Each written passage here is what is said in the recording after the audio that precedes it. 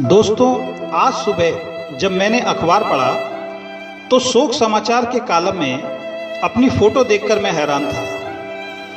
इसमें लिखा था कि मैं मर गया हूं। लगता है किसी ने कोई भद्दा मजाक किया है।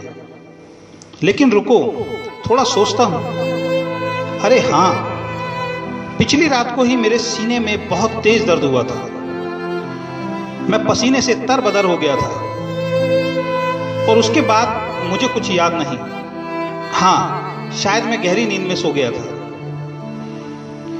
अरे सुबह के 8 बज गए हैं। लगता है आज ऑफिस में फिर लेट हो जाऊंगा। आज फिर चिड़चिड़े बॉस का भाषण सुनना पड़ेगा। पर यह क्या, मेरे ड्राइंग रूम में से इतने लोगों की आवाजें क्यों आ रही हैं? अरे यहां तो बहुत भीड़ है। ये सब लोग रो क्यों रहे हैं? ये क्या, मेरा शरीर सफेद कपड़ों में लिपटा जमीन पर क्यों पड़ा है? मैं यहां हूं, मैं चिल्लाता हूं, कोई इधर देखो, देखो मैं इधर हूं। पर ये क्या, कोई ध्यान क्यों नहीं दे रहा? ना ही कोई मेरी आवाज सुन पा रहा है। हर कोई बस रोती हुई आंखों से मेरे शरीर को देख रहा है। मैं अपने कमरे में वापस आ जाता हूं। बाहर कोहराम मचा हुआ है। ये क्या, मेरी बीवी रो रही है। वो बहुत दुखी और उजड़ी सी दिख रही है। मेरे बेटे और बेटी भी रो रहे हैं। मेरी मां भी जोर जोर से रो रही है। लगता है मैं मर गया हूं। नहीं, मैं कैसे मर सकता हूं? अपनी बेटी और बेटे से ये कहे बगैर कि मैं उनसे बहुत प्यार करता हूं और मैं उनका बहुत ख्याल रखता हूं। मैं कैसे मर सकता हूं अपनी बीवी से ये कहे बगैर कि वो दुनिया की सबसे खूबसूरत और ख्याल रखने वाली बीवी है? कैसे मर सकता हूं माँ बाप से ये कहे बगैर कि वो हैं तो मैं हूं? मैं कैसे मर सकता हूं अपने दोस्तों से ये कहे बगैर कि वो मेरे जीवन के सारे गलत फैसलों पर मेरे साथ खड़े रहे? लेकिन मैं वहां कभी नहीं पहुंच पाया जहां उन्हें मेरी सबसे ज्यादा जरूरत थी। अरे वहां कोने में मेरा सबसे प्रिय मित्र खड़ा है। वो अपने आंसू छिपाने की कोशिश कर रहा है। कभी हम सबसे पक्के दोस्त थे। एक छोटी सी गलतफहमी ने हमें दूर कर दिया था। हम दोनों के अहंकार की वजह से कभी हम एक दूसरे को माफ नहीं कर पाए। मैं उसके पास जाता हूं और उससे कहता हूं, दोस्त, मैं अपनी गलतियों के लिए तुमसे माफी मांगता हूं। हम आज भी अच्छे दोस्त हैं, मुझे माफ कर दो। पर यह क्या, उसकी तरफ से कोई रिस्पॉन्स क्यों नहीं मिल रहा? क्या आज भी वो अहंकार में है? जब मैंने उससे माफी मांग ली है तो ये मुझे माफ क्यों नहीं कर रहा?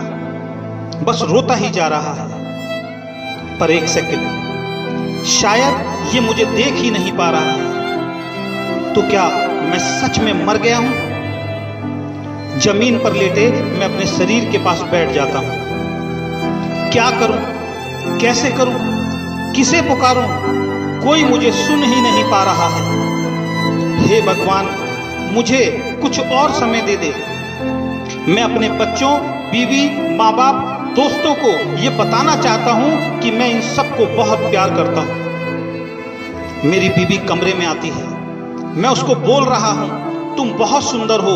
मैं प्यार से बार बार दोहराता हूं, वो मुझे सुन ही नहीं पा रही है। सच ये है कि जीवन में उसने ये शब्द मेरे मुंह से कभी सुने ही नहीं, क्योंकि मैंने कभी उससे ये कहे ही नहीं। हे भगवान, मुझे थोड़े दिन और दे दे, केवल एक बार, क्योंकि मैं अपने बच्चों को कामयाब बनाना चाहता हूं। अपनी मां को मुस्कुराते हुए देखना चाहता हूं। अपने पिता को अपने ऊपर गर्व करवाना चाहता हूं। मैं तो इन्हें कभी समय ही नहीं दे पाया। मैं इन्हें बहुत सारा समय देना चाहता हूं। मुझे लगता था दुनिया में मेरी किसी को फिक्र नहीं है, पर ये सब तो मेरे लिए रो रहे हैं। मैं इन सब का धन्यवाद करना चाहता हूं। मैंने ऊपर देखा और चिल्लाया, भगवान प्लीज प्लीज प्लीज मुझे एक मौका और दे दो। और उसके बाद मैंने आंखें बंद कर ली। तभी मुझे किसी ने कंधा पकड़कर हिलाया। मैंने आंखें खोली, मेरी बीबी चाय का कप लेकर मुझे उठा रही थी। मेरे बच्चे स्कूल के लिए तैयार हो रहे थे। माँ और पिताजी की पूजा करने की आवाज दूसरे कमरे से आ रही थी। मेरी आंखों में खुशी के आंसू आ गए।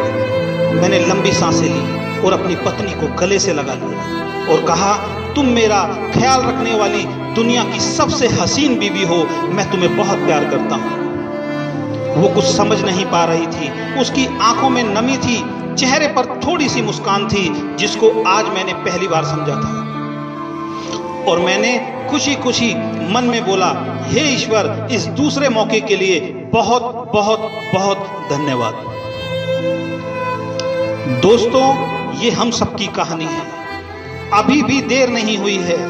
अपने झूठे अहंकार, अतीत के पुराने विवाद और मतभेदों को भुलाकर अपने प्रियजनों और मित्रों से खुलकर प्यार करो और सभी झगड़ों और मनमुटाव को भुलाकर एक नए जीवन की शुरुआत करो, क्योंकि मेरी तरह आपको दूसरा मौका शायद नहीं मिलेगा। जिसने भी ये कहानी लिखी उसको बहुत बहुत धन्यवाद, और जिसने मुझे व्हाट्सएप पे ये कहानी भेजी उसको भी बहुत बहुत धन्यवाद। अगर आपको ये कहानी अच्छी लगी तो ज्यादा से ज्यादा अपने मित्रों को शेयर करें।